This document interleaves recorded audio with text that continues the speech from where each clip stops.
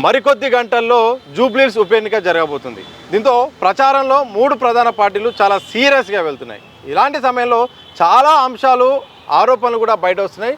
కాంగ్రెస్ పార్టీపై ఇటు బీఆర్ఎస్ ఇటు బీజేపీ దాడి చేస్తుంది. ప్రధానంగా బీఆర్ఎస్ వర్కింగ్ ప్రెసిడెంట్ కేటీఆర్ అలాగే బీఆర్ఎస్ టీం అంతా కూడా కాంగ్రెస్ను కట్టడి చేసేలాగా విపరీతమైన ఆరోపణలు ఫిర్యాదులు అన్ని రకాలుగా చేస్తున్నాయి. ఇదే సందర్భంలో జరుగుతున్న పరిణామాలపై మాట్లాడే ప్రయత్నం చేద్దాం. మనతో పాటు కాంగ్రెస్ సీనియర్ నేత టీపీసీసీ జనరల్ సెక్రటరీ గజ్జల కాంతం గారు ఉన్నారు. అలాగే నమస్తే.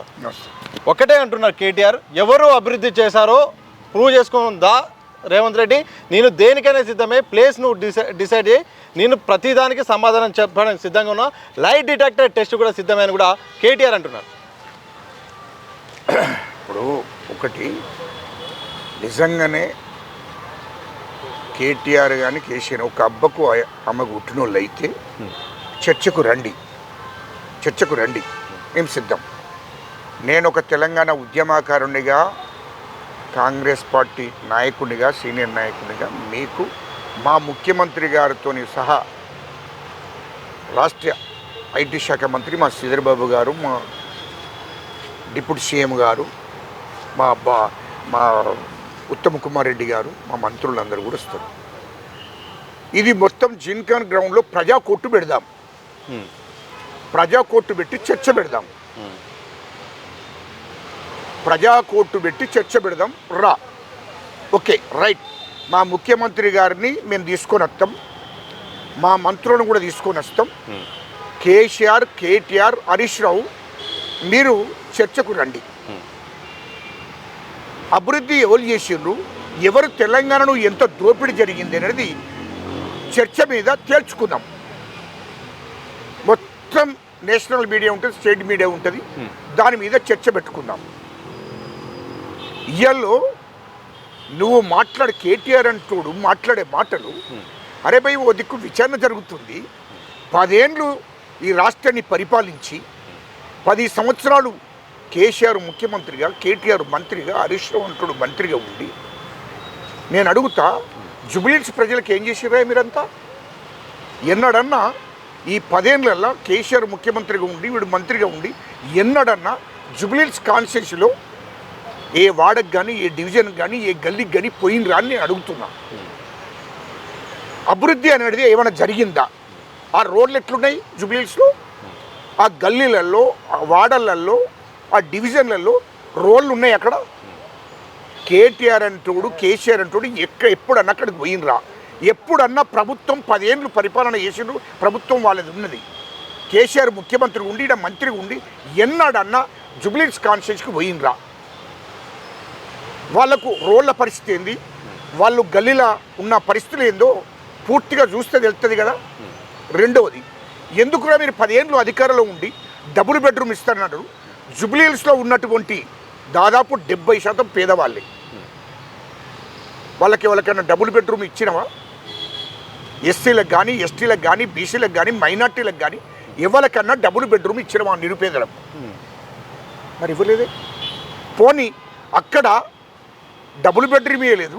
రెండవది, అక్కడ దళిత బంధు ఇచ్చినవా? అక్కడ ఎస్టీల అభివృద్ధికి ఏమైనా చేసినవా? పోనీ మైనార్టీల అభివృద్ధికి ఏమైనా చేసినవా జూబ్లీహిల్స్లో? మరి చేయలేదు. నువ్వు జూబ్లీహిల్స్ ప్రజలకి ఏం చేసినావో మొదలు చెప్పు. పోనీ రేషన్ కార్డు ఇచ్చినవా 10 ఏళ్ళల్లో? తెలంగాణ ప్రజలకు కానీ లేకుంటే జూబ్లీహిల్స్ ప్రజలకు కానీ రేషన్ కార్డు ఇచ్చినవా? ఇవ్వలేదు. వాళ్ళకి ఏంటంటే సన్నబియ్యం ఇచ్చినవా తినడానికి తిండి? మరి ఇవ్వలేదు. ఇవన్నీ ఇవ్వకపోగా నువ్వు 2014 ముందు తెలంగాణ ఉద్యమం నడుస్తున్నప్పుడు ఇంటికో ఉద్యోగం అన్నావు.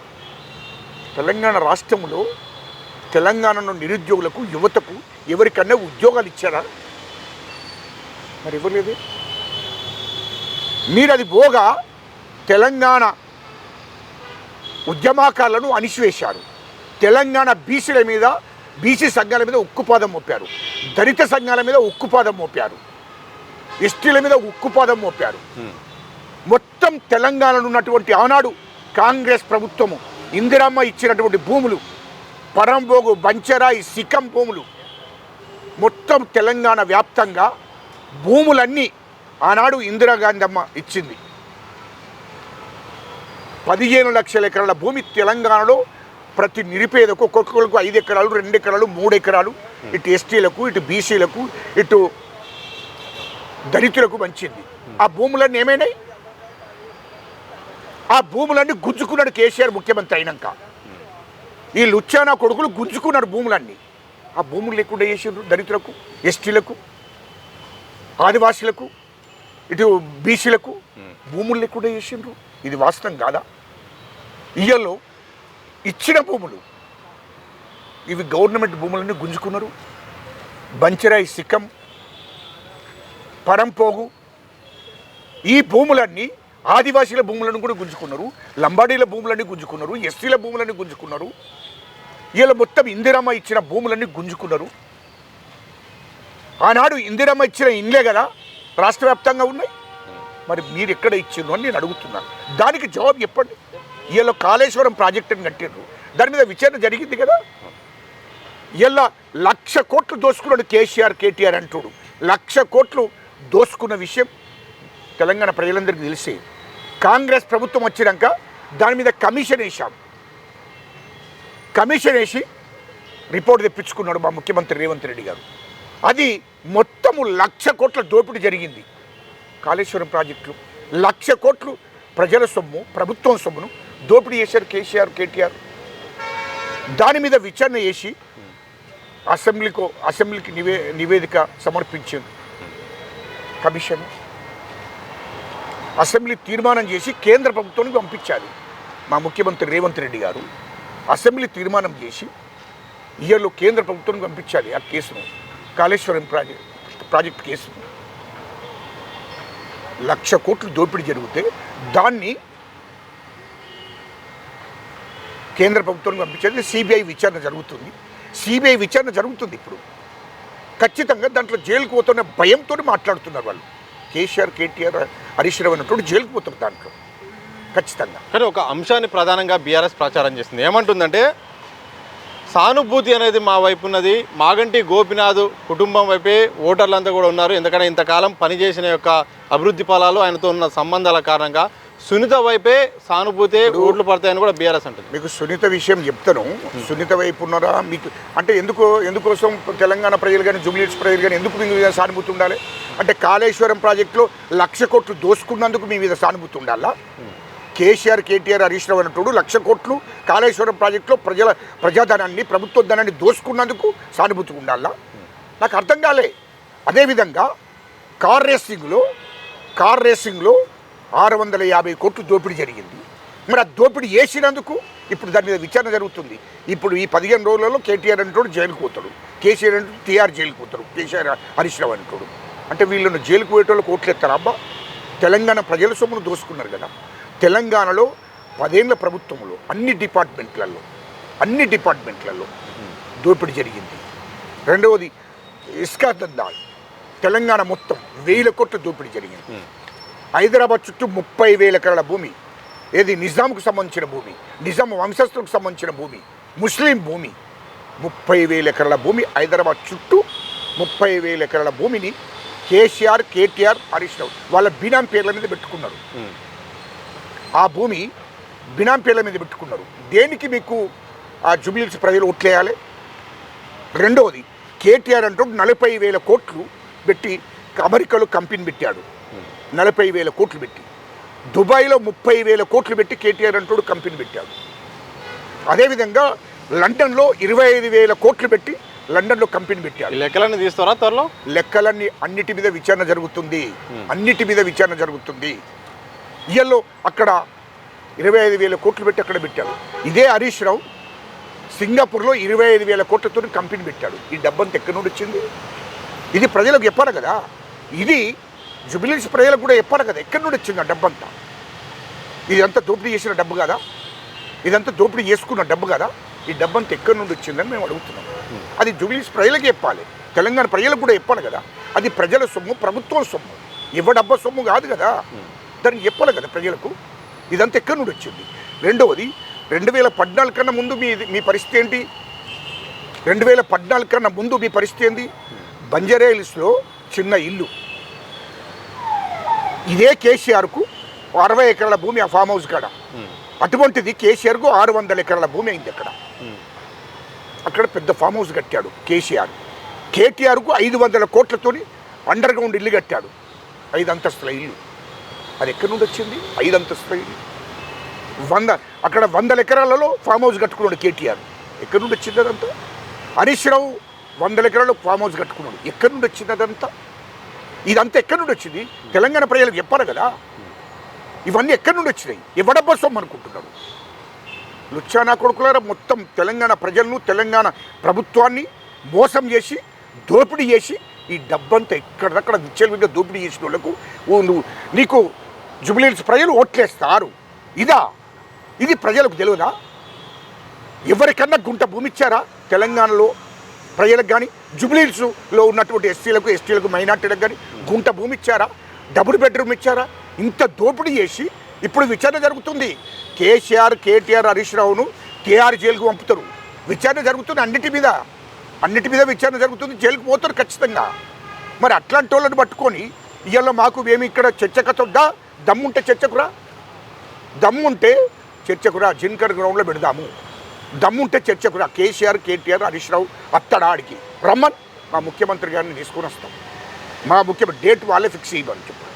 జిన్కర్ గ్రౌండ్లకు రమ్మని మా ముఖ్యమంత్రి గారు ఖచ్చితంగా స్వయంగా మేము తీసుకొని వస్తాం చెప్పాడు కూడా. మాకు చర్చకు సిద్ధమే, కానీ ప్రజా కోర్టు ద్వారా ప్రజలు ఉండాలి అక్కడ.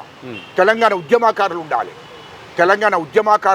తెలంగాణ కోసం కొట్లాడిన ఉద్యమకారులు అందరూ వస్తారు. తెలంగాణ ప్రజలతో ప్రజా కోర్టు పెడదాం.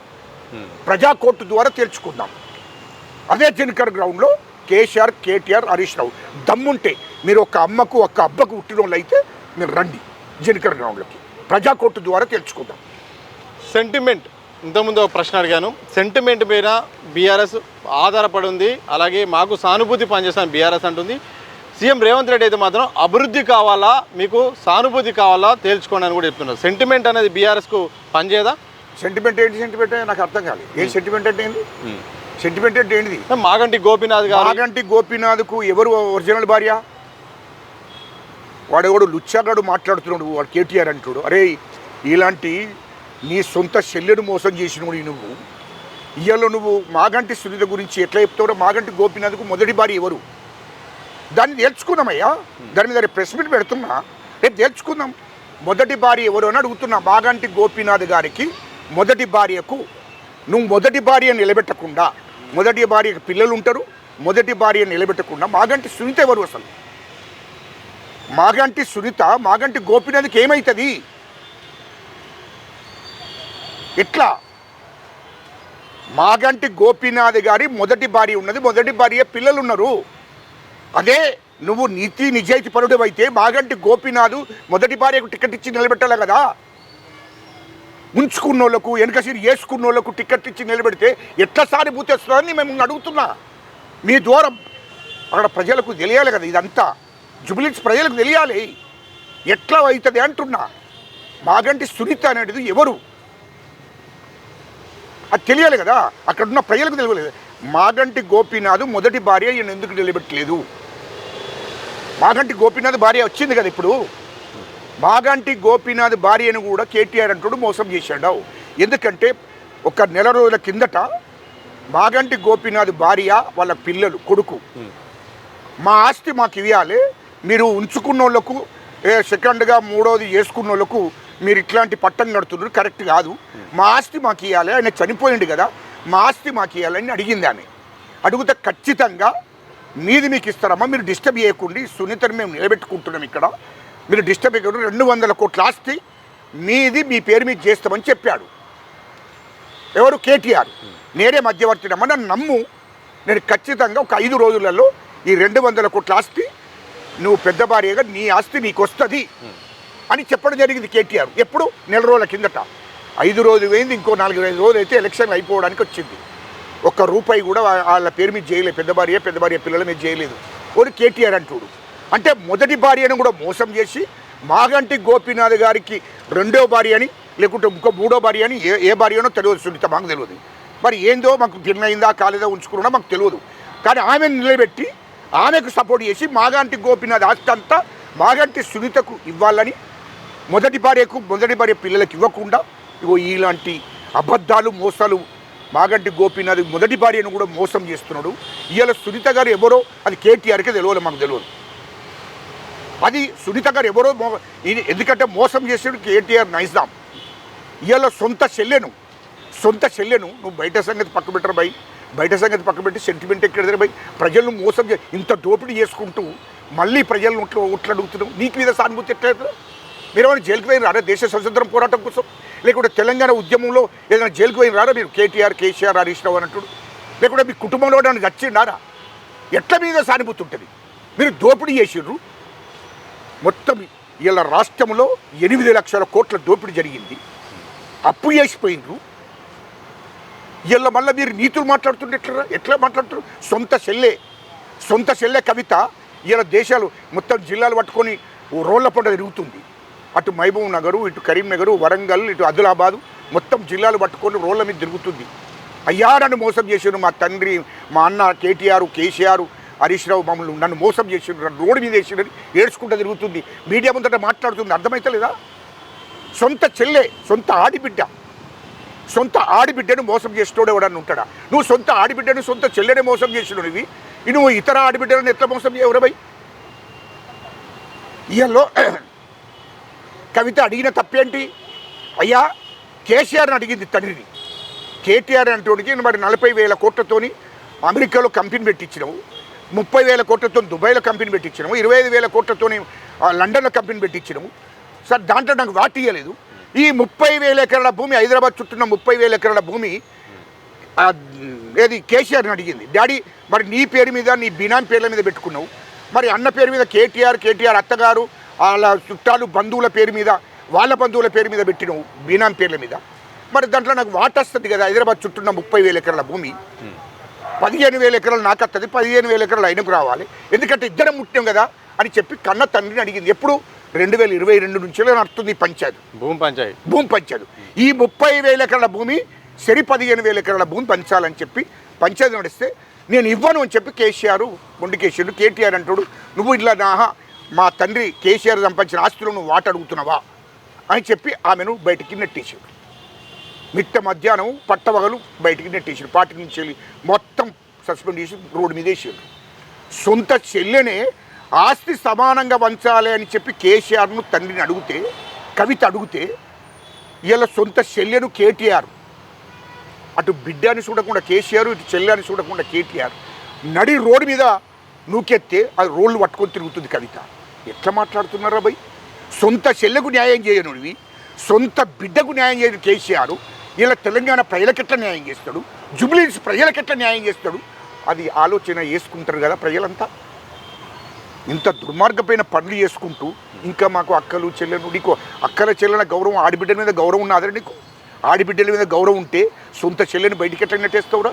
నీకు ఆడిబిడ్డల మీద గౌరవం ఉంటే ఆమె మాగంటి గోపీనాథ్ మొదటి భార్యకి ఎట్లా టికెట్ ఇవ్వరు? గామెను ఎవరు నువ్వు తీసుకొచ్చి గామెను పెట్టి ఆమెకు సెంటిమెంట్ అంటే ఎవడు నమ్ముతారు జూబ్లీహిల్స్ ప్రజలు? అందుకోసమే జాగ్రత్త, నాలిక దగ్గర పెట్టుకొని మాట్లాడు.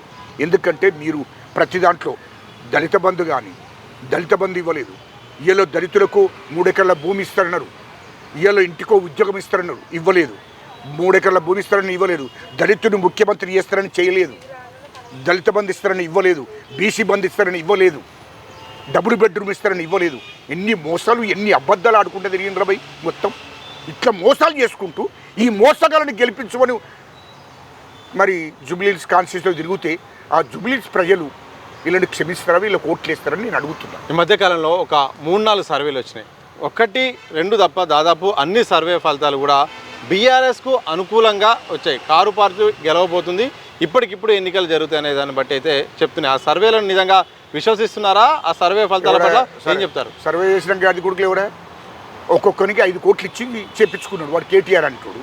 అదే లుచ్చానా కొడుకు, ఈ లుచ్చానా కొడుకులు సర్వేలు చేసిన వాడు సర్వే చేసినాడు. సర్వేలు అంటే సర్వేలు వాడు పైసలు ఇచ్చి సర్వేలు చేస్తే ఎవడైనా అంటాడా? సర్వేలు చేసినాక ఎవడైనా అంటాడు వీడికి పైసలు బాగున్నాయి, దోపిడీ చేసిన డబ్బు ఉంది కదా కేటీఆర్ అంటాడు. ఆ డబ్బులు ఇచ్చి సర్వేలు చేయించుకున్నాడు. వాని పేపర్లో చెప్తాడు. ఎవడైతే డబ్బులు ఇస్తాడో వాని కోసం చెప్తాడు కదా సర్వేలు కూడా. నిజమైన సర్వేలు, నిజమైన నీతి నిజాయితీ సర్వేలు కాదు కదా అవి. స్వచ్ఛందంగా చేసిన సర్వేలు కాదు కదా. వాళ్ళు మొత్తం డబ్బులు పెట్టి చేయించుకున్నాడు కేటీఆర్ అంటాడు.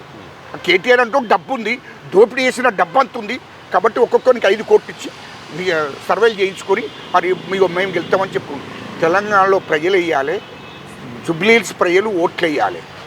జూబ్లీహిల్స్ ప్రజలు ఇస్తారు, సర్వేలు అనేటోడు 7, జూబ్లీహిల్స్ ప్రజలు ఓట్లు ఇస్తారు. ఒక 50,000 మెజార్టీతోని నవీన్ యాదవ్ గారు గెలవబోతున్నాడు, అది గుర్తుపెట్టుకోండి. ఎందుకంటే మా ముఖ్యమంత్రి రేవంత్ రెడ్డి గారు తెలంగాణ ప్రజలకు ఇచ్చిన హామీలు, జూబ్లీహిల్స్ ప్రజలకు ఇచ్చిన హామీలన్నీ ఒకటినొకటి నెరవేర్చబోతున్నాము. ఎందుకంటే కేసీఆర్ అంటోడు 8 లక్షల కోట్లు అప్పు చేసిపోయిండు. కాబట్టి ఇప్పుడిప్పుడే రాష్ట్ర అభివృద్ధి పద్ధతులు నడిపిస్తున్నాడు మా ముఖ్యమంత్రి రేవంత్ రెడ్డి గారు. ఇవాళ మా ముఖ్యమంత్రి రేవంత్ రెడ్డి గారు ఇచ్చిన హామీలన్నీ ఒకటినొకటి నెరవేర్చబోతున్నాము. ఇవాళ ఫ్రీ బస్ అని ఇచ్చినాం మహిళలకు, ఆడబిడ్డలకు, అది అమలు చేశాం. ఇవాళ రెండవది 200 యూనిట్లు అనేది కరెంట్ ఇచ్చాము, అది అమలు చేశాం. రెండవది 500కు సిలిండర్ ఇచ్చాము, అది అమలు చేశాం. రెండవది సన్న బియ్యం అని చెప్పాము, తెలంగాణ ప్రజలందరికీ సన్న బియ్యం ఇస్తున్నాం, జూబ్లీహిల్స్ ప్రజలకు కూడా సన్న బియ్యం ఇస్తున్నాం. రేషన్ కార్డు 10 ఏళ్ళు వాడు ఇవ్వలేదు. కేసీఆర్ ముఖ్యమంత్రి ఉండి వీడు కేటీఆర్ ఉంది, 10 ఏళ్ళు రేషన్ కార్డులు ఇవ్వలేదు పేద ప్రజలకు. కానీ మేము రేషన్ కార్డులు తెలంగాణ మొత్తం కూడా ఇచ్చాం, జూబ్లీహిల్స్ ప్రజలకు కూడా రేషన్ కార్డులు ఇవ్వడం జరిగింది. ఈ ప్రజలు మర్చిపోరు. ఇంకా ఇచ్చిన హామీలన్నీ ఉన్నాయి, అవి కూడా మా ముఖ్యమంత్రి రేవంత్ రెడ్డి గారు, మా కాంగ్రెస్ ప్రభుత్వం ఖచ్చితంగా ఇస్తుంది, అమలు చేయడానికి సిద్ధంగా ఉన్నాము. ఇయల్లో మా నవీన్ యాదవ్ గారిని గెలిపించిన వెంటనే 5,000 నుంచి 10,000 ఇండ్లు, ఇందిరమ్మ ఇండ్లు జూబ్లీహిల్స్ కాన్స్టిట్యూన్సీలో పేద ప్రజలకు రాబోతున్నాయి. ఎస్సీలకు, ఎస్టీలకు, బీసీలకు, మైనార్టీలకు, ముఖ్యంగా మైనార్టీలకు అందరికి కూడా, ఇండ్లు లేని నిరుపేదలందరికీ కూడా ఖచ్చితంగా 5,000 నుంచి 10,000 ఇండ్లు వాళ్ళకి ఇవ్వడానికి సిద్ధంగా ఉన్నది మా ప్రభుత్వము, మా ముఖ్యమంత్రి గారు. ఖచ్చితంగా ఇందిరమ్మ ఇండ్లు, అదేవిధంగా ఆడవాళ్ళకి ఖచ్చితంగా పింఛన్లు ఖచ్చితంగా ఇవ్వడానికి సిద్ధంగా ఉంది. 2,500 పింఛన్ ప్రతి యువతకు కూడా, అంటే మహిళా ఆడబిడ్డలకు కూడా ఇవ్వడానికి సిద్ధంగా ఉంది. అన్ని స్కీములు కూడా ఖచ్చితంగా అమలవుతున్నాయి. ఇంకా 3 ఏళ్ళు ఉన్నది గవర్నమెంట్. ఖచ్చితంగా ఇప్పుడు 2 ఏళ్ళు, ఇంకా 3 ఏళ్ళ లోపల మొత్తం తెలంగాణ ప్రజలకు ఇచ్చిన హామీలు, జూబ్లీహిల్స్ ప్రజలకు ఇచ్చిన హామీలన్నీ కూడా నెరవేరబోతున్నాయి. నవీన్ యాదవ్ గారు గెలిచిన తెల్లారి నుండే మా ముఖ్యమంత్రి గారు ప్రత్యేక దృష్టి పెట్టి ఆ జూబ్లీహిల్స్ అభివృద్ధికి ఆ రోడ్లు కానీ, అక్కడ ఉన్నటువంటి అన్ని అభివృద్ధి పనులు కానీ ఖచ్చితంగా చేపిస్తాడు. అక్కడ ఉన్న పేద ప్రజలందరినీ ఆదుకుంటారు. అన్ని స్కీములు కూడా అమలైతే అని చెప్పి సందర్భంగా తెలియజేస్తారు. Thank you very much. మొత్తంగా ఇది మరికొద్ది రోజుల్లో జరగబోతున్న జూబ్లీహిల్స్ ఉప ఎన్నికల్లో మాత్రం కాంగ్రెస్ పార్టీ భారీ మెజార్టీతో గెలవబోతుంది. ఎందుకంటే ఇచ్చిన హామీలు తప్పకుండా అన్ని నెరవేరుస్తున్నాం, మరికొన్ని హామీలు కూడా నెరవేరుస్తాం. అలాగే గెలిచిన తర్వాత సీఎం రేవంత్ రెడ్డి ప్రత్యేకమైన శ్రద్ధ జూబ్లీహిల్స్ నియోజకవర్గంపై తీసుకొని అక్కడ అభివృద్ధి సంక్షేమ పథకాలను కూడా అమలు చేస్తారు. ఏదైతే బీఆర్ఎస్ చేస్తున్న విష ప్రచారాన్ని ఇక్కడ ఓటర్లు నమ్మరు. అలాగే కొన్ని సర్వేలు వస్తున్నాయి, అవన్నీ కూడా పెయిడ్ సర్వేలు, ఫేక్ సర్వేలు. ఓటర్లు ఓటేస్తేనే అక్కడ విజయం తప్ప సర్వే వాళ్ళు శాంపుల్ తీసుకొని చెప్పినంత మాత్రం అవి ఓటింగ్ కాదు, ఎవరు కూడా నమ్మే పరిస్థితి కూడా లేదు. అవన్నీ కూడా పెయిడ్ సర్వేలు అన్నమాట అయితే నిజము. మొత్తానికి అయితే మాత్రం బ్రహ్మరథం అయితే పట్టబోతున్నారు జూబ్లీహిల్స్ ఓటర్లు. జూబ్లీహిల్స్లో మాత్రం కాంగ్రెస్ హస్తం అక్కడ గెలవబోతుందనే ఒక విషయాన్ని అయితే మాత్రం కాంగ్రెస్ సీనియర్ నేత గజ్జల గంధం గారు స్పష్టం చేసిన వాతావరణం కనిపిస్తుంది. చూస్తూనే ఉండండి దిశ టీవీ.